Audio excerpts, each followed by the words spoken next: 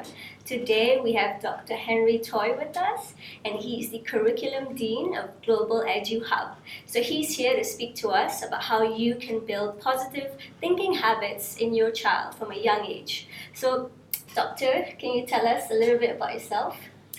Okay, I came into this business and in this area because I feel that it is very important to influence the way children are raised. And in particular, we as adults actually we form a lot of our habits, a lot of our thinking disposition, in other words, the way we think, when we were young. Yes. And when you get older, it's a lot more difficult to change that. So the best place to start is actually with children. Okay. And the best children to start is your own. I agree. As parents. Okay, that's very interesting and very admirable of you. I think that's quite interesting. So, can you tell us a little bit about a set of books you've created on thinking? I think you've created a books on the habits of success.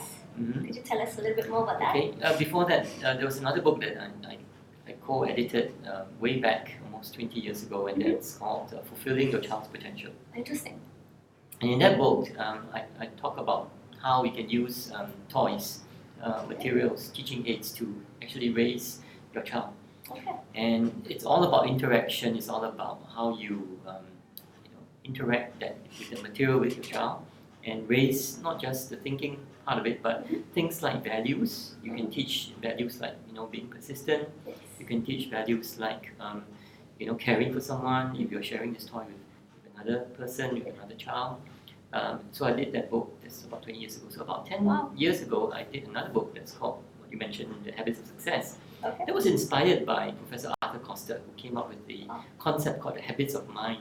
And so I kind of built upon the idea that a lot of our habits that make us, we kind of get it on the go, and it wasn't intentional sometimes. So there is a way to intentionally develop those habits, and I call those habits habits of success. Okay, so well that's really interesting. Okay, that's cool. So if you're ready, I'm gonna get into the questions. Sure. Okay. So these are questions asked by moms and dads who use ParentTown, and they'd love to learn more about positive thinking and how they can instill these sorts of habits in their children. Sure. So I'll get started. Okay, so we have a question from a mom who says, why do we need to build positive thinking habits?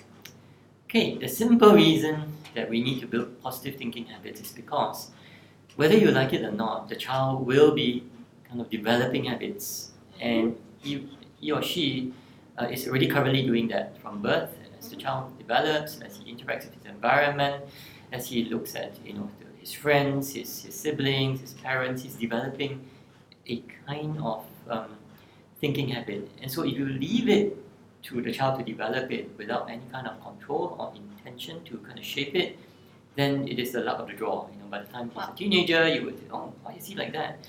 And then you realize, oh, that's because he had this friend, or he had this set of circumstances that he kind of reacted this way, and we didn't monitor, we didn't observe, we did not intervene. And so it is important. In fact, I believe that one of the jobs, one of the KPIs as a parent is really to develop good habits in children. And when we talk about good habits, sometimes we talk about, you must brush your teeth, you must eat healthily, you must be caring and loving. But what about the thinking process that's going on inside your mind? That's very important. In fact, that's even more important because that drives behavior. So that's why it is important to do that. Okay, that's nice. So we have another mom with another question, and she says, how do I teach my child to think? Thinking happens when you have a problem to solve or you have something to do, a task, we call it. So for example, if the child is working on learning his ABCs, and it is in a sense a task, right? And so you observe how the child is learning the ABCs, whether he gets frustrated easily, or whether he would think about, oh, I need help, I'm not able to pronounce the words, or I don't understand how to read, and then he would approach an adult, or you approach an older sibling. How persistent is this child? Is he able to change the way he learns by choosing a different method, and whether he can stay on task? So this is the way to teach children the thinking habits. Okay, one is to observe them when they are working on a task, and then to be a enabler for the child. So if you see that the child is getting stuck in some area, don't do the work for the child. Yeah, don't say, oh, okay, Johnny, let me help you here. You should be saying, Johnny, what problems are you facing? What difficulties are you having? And then guide him through a series of questions and help him to unlock the solution. So that's how you teach thinking habits. Okay, that's interesting. So I actually saw a signboard once on the school grounds that said, Moms, if your child has forgotten their lunchbox, their homework, or anything to do with classroom materials, do not enter because you will not be allowed. We are trying to teach your child problem-solving skills. Yes. So is this the same thing? Exactly, absolutely, and I really like the schools who do that. I remember when my kids were young, and they would say, "Oh, mommy, I forgot to bring money to the school," and then parents would just rush down. They will take a taxi. They will just quit their meetings, in the office, and they will just rush down and solve the problem. An enlightened parent would say, "Oh, okay, Mary, you forgot to bring, the money. So what do you think you can do?" So the solutions could be I could borrow money from someone. I could borrow money from the teacher, or I could probably find a way to not to spend so much, and so on and so forth. So let the child discover solutions, and of course you're there to guide, to guide the child what solutions are better, and how to evaluate the solutions. Okay, that's really interesting. All right, so let's move on to our next question. Sure. Okay, perfect. So a mom asks, what are negative thinking habits? Okay, so as much as there are good thinking habits, there are negative thinking habits. For example, one would be inflexibility in thinking. So in other words, there's only one solution to a problem, and if I cannot find that solution, or even if that solution doesn't work, I stick to it. That is a bad thinking habit. In other words, you're just so inflexible. You're within the box. Second one would be things like persisting. In other words, you give up easily. You try something and it doesn't work, and then you give up. I don't want to do anymore. It's too difficult. I give up. Right? Another thinking habit that is it's very, very important today in today's society is really the habit of thinking interdependently, meaning to be able to think with people and with them in mind. Okay. So so if the child is very egocentric and they say, no, this is the way I want to do it, even though it hurt my friend, or it's inconvenienced my parents, or it is not very good for the rest of the class, and he insists on pursuing that kind of solution, then this child is not thinking interdependently. He's not taking into account other people's views. He's not taking into account other people's concerns and problems. In coming up in implementing that solution. So that's another bad thinking habit. Okay, that's really interesting because I think having that ability to think interdependently, is that the word? Would really help when you're at work or even if you're at school. So these are skills that will later help you in life. Yes. In fact, there is, just want to add on to it, there are a lot of think tanks out there, educational institutions in the world, people like UNESCO and some other organizations who actually are thinking about what would a child need in the year 2025 or in the year 2030, and consistently, whether the group is from Europe or from the US or even from Asia, certain of these skills, you might call it, thinking skills, are required today and even in the future. These are like future skills, and consistently interdependent thinking comes up. In other words, the ability to think with people and about people. Because our world is becoming so interconnected. It's impossible to work alone. Even if you're a sole proprietor and you're a sole entrepreneur, you have to work with so many people. Agreed. Yeah. That's interesting. So I have another question from a mom. Sure. And she says, so how are thinking habits formed? I mean, you mentioned that we need to instill these habits from a young age. So how do we do that? How do we form these habits within our children? Okay, these habits are formed from experience. So when a child goes through the learning experience, whether it's doing a math problem, writing a piece of essay, learning about science, and even about interacting with friends and the parents and adults, he or she will begin to understand, oh, this works or this doesn't work, and he will start to form these habits. Okay. And it's built on 2 or 3 things. One of the key things would be the values. Okay. Second thing would be his belief system. So these are some of these components that help to build these thinking habits. Okay. And so this is how it's developed. So if you want to change it, if you want to shape it, Yes. you need to go back to a few things: the attitudes, the beliefs, the value system, and the processes, the thinking processes you use to solve these problems. Those are all the component parts of how a person kind of builds these habits, and it sets in his mind. Okay, so if my child was in primary school, how would they go about teaching this habit, like a particular thinking habit? Okay. Actually, a significant number of primary schools understand this now. In fact, not just primary schools, but even secondary schools. Yeah. And so what they do is that in the tasks that they give to the students, whether I mentioned the assignments or work, they do give guidance as to how do you work with people, for example, how do you persist, or how do you listen to the instructions carefully, or how do you manage yourself? Because another one would be managing impulsivity. Yeah. It means the ability to not be impulsive, but to think carefully before you choose a solution, or before you decide what action to take, because there will be consequences to any kind of pathway that you choose. Exactly. Yeah. So evaluating that in your mind before doing it, that is again another one of those habits that we emphasize and teach. So you need guidance, and you need to develop that the task, in other words, to build that piece of work to bring out the exercise of these habits. Okay. Okay, that was interesting. So let's move on to the next question. Sure. Okay. So how will I know if my child has negative thinking habits?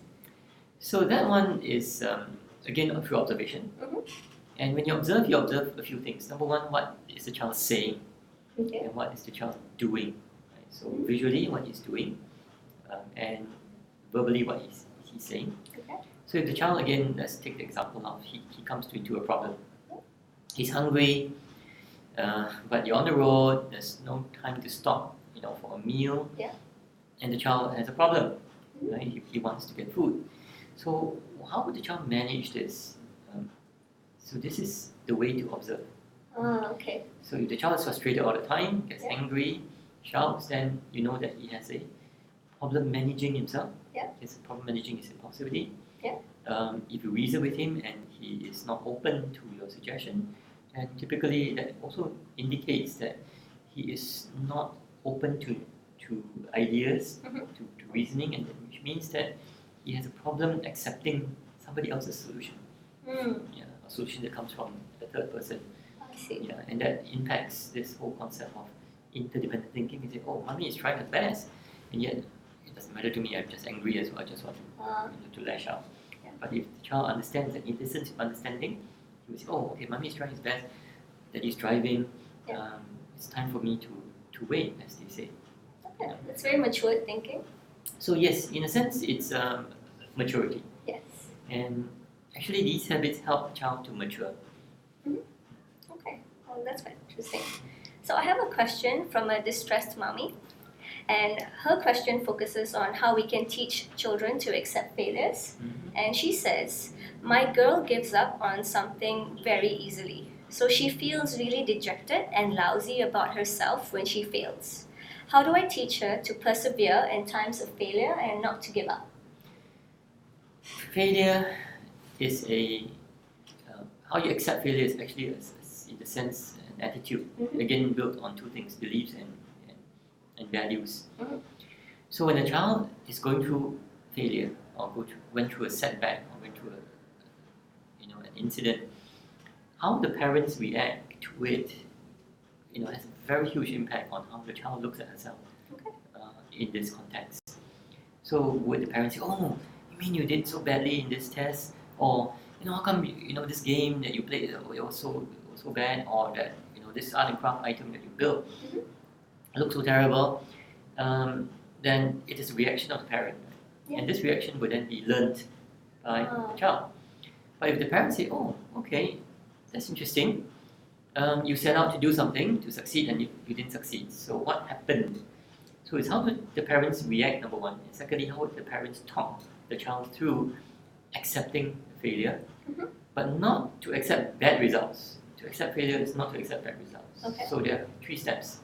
First, establish the fact. Accept the fact that yes, this particular situation did not end up well. And then ask, what really happened? Do a bit of analysis. Yep. Okay, so accept, analyze, and say, oh, maybe it's because something happened, you didn't bring this item, you didn't study hard enough, whatever. So analyze. Third is come up with an action plan.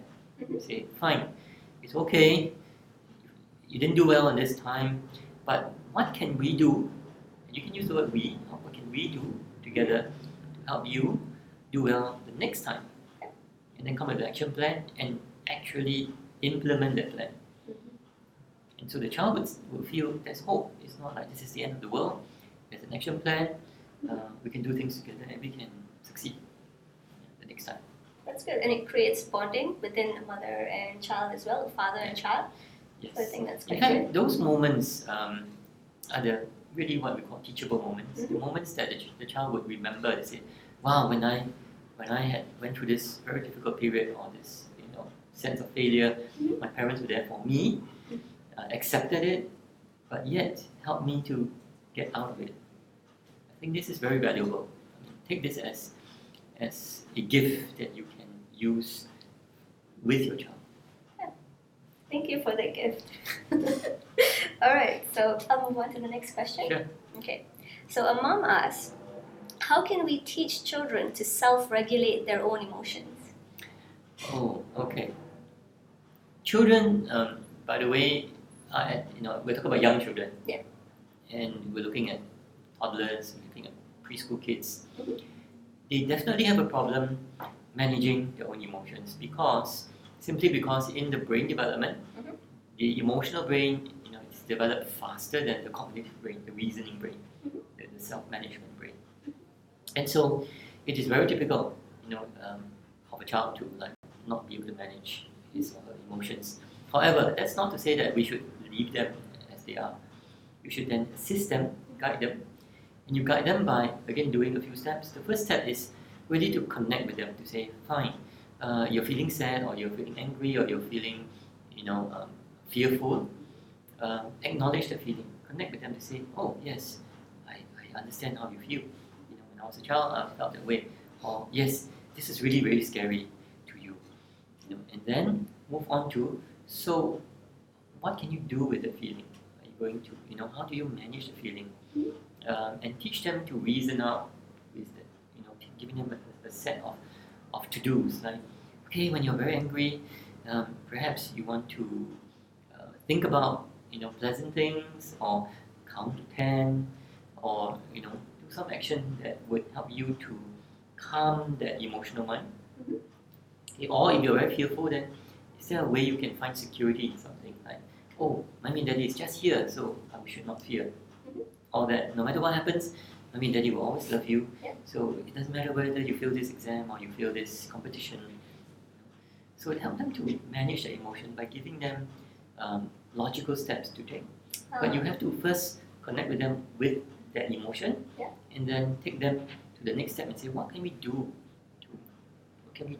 Actions that we can do to manage the emotion. Okay, that's cool. We create an action plan, so execute the list. Yeah, very simple, 1-step, 2-step strategies, tactics that you can use. That's very helpful. I think that's something I would use as well with my own children. Actually, it works for adults. Yeah, I think so. Something I should try. Yeah, that's cool. So I'm going to move on to the next question. Sure. Ready? Right? Yep. So a mom and dad asked as well, together, they asked, how do you punish a child in an appropriate manner? Okay, this is something that most parents would struggle with, because on one hand you feel that you wouldn't want to punish, but on the other hand you cannot let bad behavior or certain things that the kids do go unpunished, because then you're condoning that action, and then you're kind of build wrong values with the child. So the first thing to remember as a parent is, why are you punishing your child? Okay.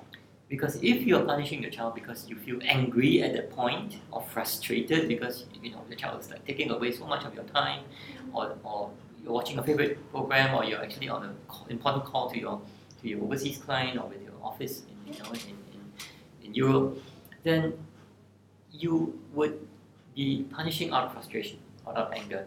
Be careful about that, because the child knows, they can sense very quickly. Are you punishing me because you're angry, because I've disturbed you? Yeah. So firstly, you yourself as a parent must calm yourself down and say, okay, I must calm the emotional brain down, and then what should I do? And then talk the child through why you're punishing him or her. Okay. Say, oh, because you did this, you hurt your brother, and that is wrong. So I need to kind of mete out justice. Yeah. For hurting your brother, or for taking away his food. And then you mete out that punishment by reasoning out with them, say, oh, because of this, I have to do this to you, out of love, so that you learn. And it has to be commensurate with that so-called the crime. Okay. So don't over punish. It's like, oh, you did this little thing, and then suddenly the child realizes, well, why is it that I'm overly punished? Then the child says, this is not fair. So it's very important to make sure that the punishment is just, it is appropriate, it is not done out of anger or frustration. Okay, well, that's really helpful. I think so. So that's all the questions we have for today. I want to thank you so much for this educational talk. I've really learned a lot myself, and I'm sure everyone out there has learned as well. So would you have any last message you'd like to say to your guests and your audience? Okay, one thing to tell parents out there is to continue to ask yourself a question. As a parent, what is your most important job? What is your purpose of raising a child? And there are a few. Number one is to give your child the love, and the unconditional love. That's number one. But secondly, I feel that parents must acknowledge or must understand this truth, that your job is to help your child become independent. Your child cannot be dependent on you. So in all aspects, whether it's from a relationship point of view, from a financial point of view, from an emotional point of view, you have to wean the child, away from you. And over time, the child will become your friend, even as you grow up as an adult. But independent, in other words, you want to raise your child to be confident, to feel loved, and to have that skill to tackle any kind of problem, because parents, we are not there all their lives, and one day we have to leave them, and so you want to be able to leave them with this confidence to know, I've raised my kids, they are independent, they are well emotionally well adjusted, and that they know we love them. That was a really strong message. Definitely really helpful. So thank you so much, Dr. Henry. Very happy to have you here. Okay, and thank you, audience, for tuning in. We will see you next time. See you again.